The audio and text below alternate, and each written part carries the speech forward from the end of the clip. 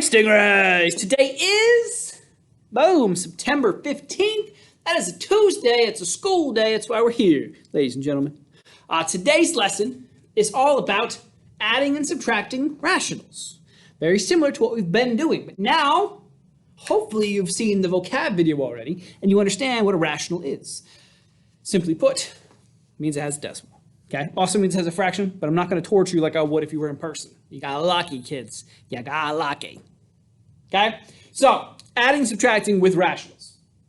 I've got an example problem up here on the board. Okay, this is why we did what we did yesterday, because you can easily identify what you're going to have to end up doing. Okay, look at the problem. I've got negative 1.7 minus a negative 3.2, according to our chart here. First thing we got to do is, do I need to change the operation? Oh, by the way, sorry, I made a chart. This is the chart to go along with the lessons that we did yesterday. I'll also be posting this as a picture in my post. Each day we do this type of math. Okay, so step one, do I need to change the operation? Do I have a negative right next to a subtraction? Oh, like I said, they can't be apart. They have to be Romeo and Juliet. And it looks like I've got a subtraction and I've got a negative, which means that wall's going to explode. So which leaves me with, let me see if I can make it red so it stands out more. Somewhat red.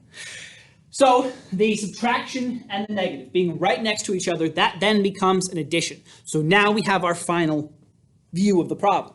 I have 1.7 plus 3.2. Step two. Same sign or difference? Well, now I have the final solution. Not solution, final problem.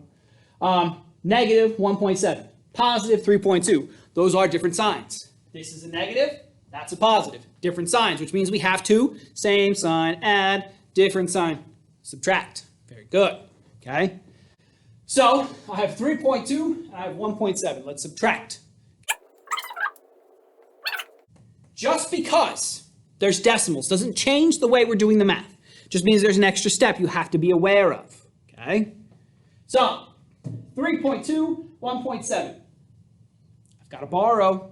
I have to borrow. Can't take 7 away from 2. Did I do that on purpose? I do that on purpose, okay? So I have to borrow from the 3, making it a 2. Turning the 2 into a 12. 12 minus 7 is 5. Bring the decimal down, bring the decimal down, bring the decimal down. 2 minus 1 is 1. Now, step number 4. Because that was step number 3. The actual math is step number 3. 4.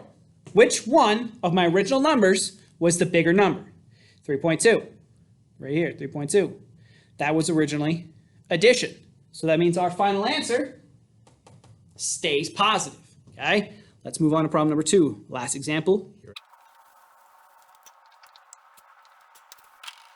I didn't feel like borrowing, so I changed it, okay? All right, here we are in problem number 2.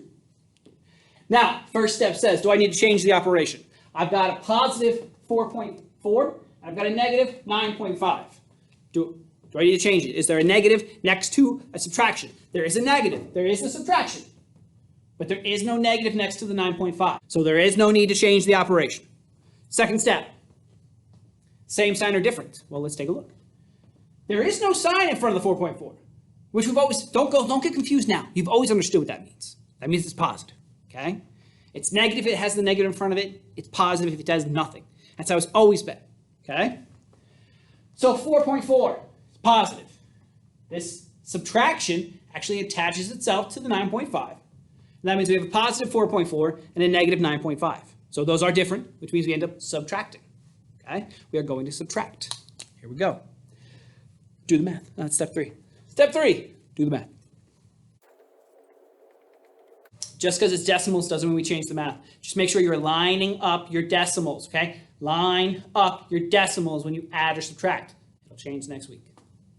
5 minus 4, 1. I changed it so I didn't have to borrow again. 9 minus 4, 5. Bring your decimal down. The math gives us an answer of 5.1. Now our step number 4, we have to ask. Keep the sign of the bigger number. Which one was bigger, 9.5 or 4.4? If you said 9.5, you are correct. Okay?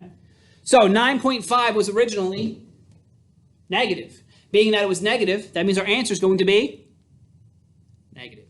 Very good. Okay? Boom. Not complicated. You're going to do the same thing tomorrow. I'll give you more examples tomorrow. We have IXLs for today.